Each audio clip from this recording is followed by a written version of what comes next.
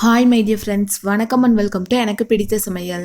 Friends, நம்மளுக்கு என்ன பார்க்க போகிறோம் அப்படின்னா, இட்லி தோசைக்கெல்லாம் மாவு அரைக்கும் போது ஒரு கப் அளவுக்கு மட்டும் மாவு எக்ஸ்ட்ராவாக எடுத்து இந்த மாதிரி ஈஸியான ஒரு ஸ்நாக் ரெசிபி நீங்களும் உங்கள் வீட்டில் ட்ரை பண்ணி பாருங்கள். செய்கிறது ரொம்ப ரொம்ப ஈஸி தான். இது எப்படி செய்யலாம் அப்படின்னு பார்க்குறதுக்கு முன்னாடி இந்த வீடியோ ஃபுல்லாக பார்த்துட்டு உங்களுக்கு யூஸ்ஃபுல்லாக இருக்குன்னு நினச்சிங்க அப்படின்னா லைக் பண்ணுங்கள், ஷேர் பண்ணுங்கள். நம்ம சேனல் இப்போ நீங்கள் ஃபர்ஸ்ட் டைம் வர்றீங்க அப்படின்னா மறக்காமல் நம்ம சேனலுக்கு சப்போர்ட் பண்ணுங்கள். இப்போ வாங்க வீடியோக்குள்ளே போய் இது என்ன எப்படி செய்யலான்னு பார்த்து தெரிஞ்சுக்கலாம். இப்போ ஃபஸ்ட்டு இது ரெடி பண்ணுறக்காக ஒரு பாத்திரம் எடுத்து ஒரு கப் அளவுக்கு இட்லி மாவு உள்ளே சேர்த்துக்கலாங்க. இப்போ காலையில் அரைச்சிங்க அப்படின்னா சாயந்தரம் ரெடி பண்ணலாம், இல்லை அடுத்த நாள் வரைக்கும் கூட நீங்கள் தாராளமாக ரெடி பண்ணிக்கலாங்க. ரொம்ப புளிச்ச மாவாக இருந்தால் மட்டும் அவ்வளோவா நல்லா இருக்காது. இப்போ ஒரு கப் அளவுக்கு இட்லி மாவு எடுக்கிறோம் அப்படின்னா அதே கப்பில் அரை கப் அளவு கடலை மாவு உள்ளே சேர்த்துட்டு இதுக்கு தேவையான அளவு உப்பு சேர்த்துக்கலாங்க. ஆல்ரெடி மாவில் உப்பு சேர்த்துருந்தீங்க அப்படின்னா பார்த்து அளவாக சேர்த்துக்கோங்க. கொஞ்சம் கலர்ஃபுல்லாக வேணும் அப்படிங்கிறவங்க லைட்டாக மஞ்சள் தூள், ஒரு 1.5 டீஸ்பூன் அளவுக்கு மட்டும் மிளகாய் தூள் சேர்த்துக்கலாங்க. அதிகமாக காரம் தேவையில்லை. இப்போ தண்ணி சேர்க்கறதுக்கு முன்னாடி ஃபஸ்ட்டு நல்லா கலந்து விட்டுடலாங்க. நல்லா கலந்து விட்டதுக்கப்புறம் கொஞ்சமாக நம்ம தண்ணி சேர்த்துக்கலாம். ஃபஸ்ட்டு அதிகமாக தண்ணி சேர்த்துட்டிங்க அப்படின்னா ரொம்ப தண்ணி பதத்தில் இருக்குங்க. ஸோ ஃபஸ்ட்டு கொஞ்சமாக தண்ணி சேர்த்துட்டு ஒரு டைம் கலந்து விட்டுட்டு ரொம்ப கெட்டியாக இருக்கிற மாதிரி இருந்துச்சு அப்படின்னா மட்டும் இன்னும் கொஞ்சம் நம்ம தண்ணி சேர்த்துக்கலாம். ரொம்ப கெட்டியாக இருக்கக்கூடாதுங்க, அதே சமயம் ரொம்ப தண்ணி பதத்தில் இருக்கக்கூடாது. இந்த பதத்தில் நம்ம ரெடி பண்ணி எடுத்து வச்சுக்கலாம்.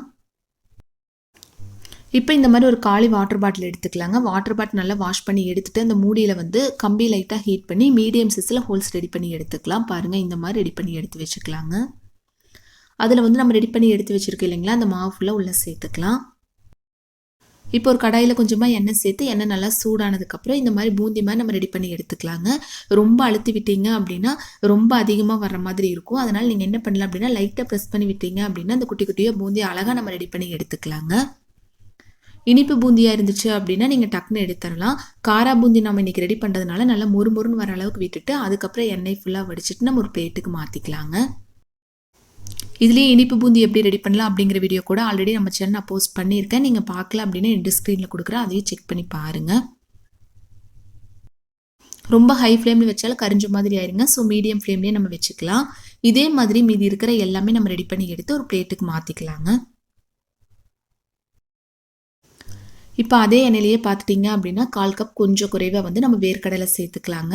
உங்களுக்கு வேர்க்கடலை ரொம்ப பிடிக்கும் அப்படின்னா இன்னும் கொஞ்சம் எக்ஸ்ட்ராவாக கூட சேர்த்துக்கலாம். இது பொரிக்கும் போது நீங்கள் ஹை ஃப்ளேமில் வச்சிங்க அப்படின்னா ரொம்ப கரிஞ்ச மாதிரி ஆயிருங்க. எண்ணெய் ஆல்ரெடி சூடாக இருக்குது இல்லைங்களா, அதனால லோ ஃப்ளேம்லேயோ இல்லை மீடியம் ஃப்ளேம்லேயோ வச்சு இந்த மாதிரி வேர்க்கடலை, பொட்டுக்கடலை எல்லாமே நம்ம பொரிச்சு எடுத்து ஒரு பிளேட்டுக்கு மாற்றிக்கலாம். நான் வந்து இன்றைக்கி வேர்க்கடலை, பொட்டுக்கடலை மட்டும்தாங்க சேர்த்துருக்கேன். நீங்கள் நட்ஸ் இருந்துச்சு அப்படின்னா கூட தாராளமாக சேர்த்துக்கலாம். அதாவது முந்திரியெல்லாம் இருந்துச்சு அப்படின்னா அதையும் எண்ணெயில் பொரிச்சு உள்ளே சேர்த்துட்டிங்க அப்படின்னா டேஸ்ட் ரொம்ப நல்லா இருக்குங்க. இப்போ ஒரு 5-6 பல் பூண்டை வந்து தோலோடையே லைட்டாக தட்டி அதையும் பொரிச்சு ஒரு பிளேட்டுக்கு மாற்றிக்கலாம். இப்போ இதில் வந்து லாஸ்ட்டாக கொஞ்சமாக கருவேப்பிலை சேர்த்துக்கலாங்க. கருவேப்பிலை நல்லா மொறுமொறுன்னு வர அளவுக்கு பொரிச்சு எடுத்து அதையும் ஒரு பிளேட்டுக்கு மாற்றிக்கலாங்க. இப்போ எல்லாமே ரெடி பண்ணி ஒரு பிளேட்டுக்கு மாற்றிட்டேன் இல்லைங்களா, இது அப்படியே ஒரு மிக்சிங் பவுலுக்கு மாற்றிக்கலாம்.